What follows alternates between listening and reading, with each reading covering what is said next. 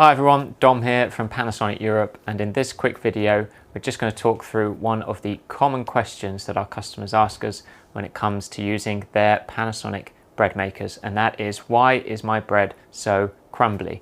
And there could be a couple of reasons for this.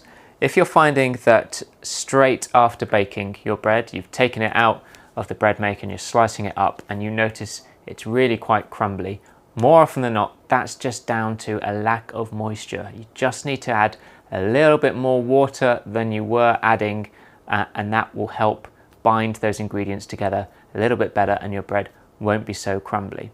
So that's the first instance. If, however, you're finding that actually as soon as you take it out, your bread's fine, but in a day or two you're noticing it's really quite crumbly, that's actually down to the fact that you're not using any preservatives when you're making bread using one of our bread makers.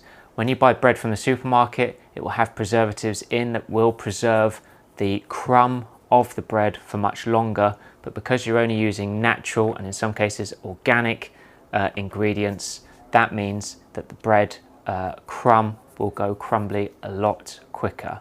So it's perfectly normal if you're seeing after a couple of days that bread getting crumblier. I hope that helps. Thanks so much for watching, and we'll see you in the next video.